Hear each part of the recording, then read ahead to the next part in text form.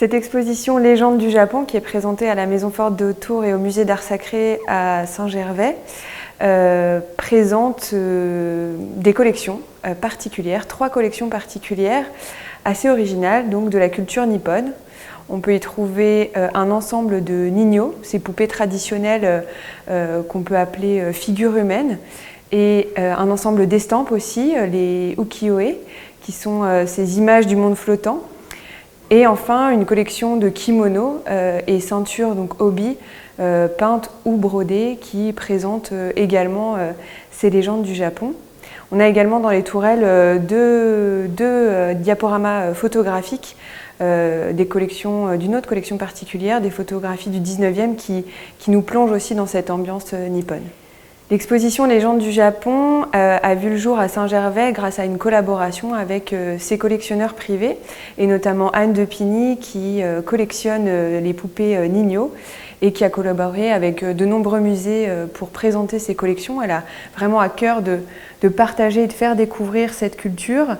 et ayant vécu elle-même plusieurs années en Asie, et étant fascinée par ce monde, elle s'est donc associée à 2 autres collectionneurs, Anita Henry qui a ses collections de kimonos et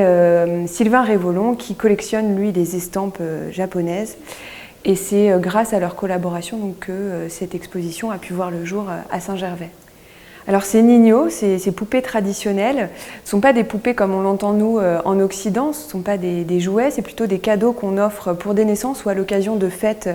traditionnelles, notamment Inamatsuri, qui est la fête destinée aux petites filles qui a lieu tous les 3 mars, ou Tango no Seku, qui est pour les petits garçons, qui a lieu là le 5 mai. Et on offre ça plutôt comme en guise de talisman ou de porte-bonheur, ou pour rejeter le mauvais sort. Elles sont aussi offertes dans le cadre de rencontres et de cadeaux diplomatiques, notamment Jacques Chirac en avait eu lors de sa présidence. Et alors elles sont assez incroyables et fascinantes, ces ninyo, parce qu'elles nous présentent en fait toute une culture, que ce soit des personnages historiques, des shoguns ou des empereurs, mais aussi d'autres plus légendaires, puisque ce sont des personnages souvent issus d'histoires qu'on se raconte depuis la nuit des temps et qui représentent certaines valeurs aussi ou qui ont des histoires assez fantastiques qu'on se raconte aussi depuis longtemps à travers donc, ces cadeaux que l'on s'offre. Et donc c'était des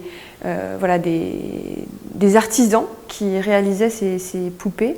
avec, comme on peut le voir, vraiment une qualité exceptionnelle, que ce soit dans les textiles, la soie qui est utilisée, ou même dans la peinture, le gofun qui est cette technique pour peindre les visages et les carnations avec de la poudre de coquillage. L'expression aussi des visages de ces personnages sont assez fascinantes. Et donc on en a aussi, il y a toute une histoire aussi sur les tailles qu'elles peuvent avoir, puisque on va dire sous l'ère d'Edo, qui est la principale ère sous laquelle elles ont été réalisées, on va dire que la dimension des ninyo correspond à la hiérarchie sociale qu'ont les gens qui possèdent ces ninyo. Alors ces ninyo ont été réalisés donc principalement sous l'ère d'Edo, qu'on situe entre nous, sous notre calendrier, entre 1600 et 1867. Donc c'est l'ère dans laquelle le shogunat va s'installer à Edo, qui est aujourd'hui Tokyo, pour aller à l'encontre en fait, de ce qui était Kyoto, où était installé l'empire et la dynastie. Et c'est sous cette ère que vraiment vont se développer les arts, le divertissement, parce qu'on est dans une période un peu plus de paix au Japon, et donc vraiment ces artistes et ces artisans vont pouvoir s'exprimer. Il y a une culture très importante qui se développe. Les estampes donc, de la collection de Sylvain Révolon sont assez particulières. On a souvent l'imaginaire, en mémoire,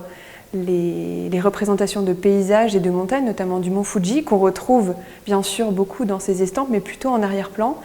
Sur ces estampes-là, vous avez essentiellement des figures humaines, des personnages qui sont représentés, qui sont soit des acteurs du théâtre de Kabuki ou du théâtre No, ce théâtre japonais, des courtisanes ou même des représentations plus pour des publicités, ou encore des figures, ces figures légendaires qu'on associe aussi et qu'on retrouve dans les poupées Nino. Donc c'est vraiment toute cette histoire et cette culture autour de ces personnages fictifs ou historiques qui est le fil conducteur de cette exposition. Et ces estampes sont vraiment d'une grande qualité, on peut le voir notamment dans la qualité des couleurs, de certains dégradés. Il faut s'imaginer que pour faire une planche, une estampe, il faut en fait plusieurs supports en bois, puisque la couleur va être passée plusieurs fois pour réaliser ces estampes, donc c'est d'une grande finesse, un travail vraiment magnifique qu'on peut admirer aussi sur ces objets. L'exposition est présentée jusqu'au 8 mai à la Maison Forte de Haute-Tours à Saint-Gervais et au Musée d'Art Sacré à Saint-Nicolas-de-Véros.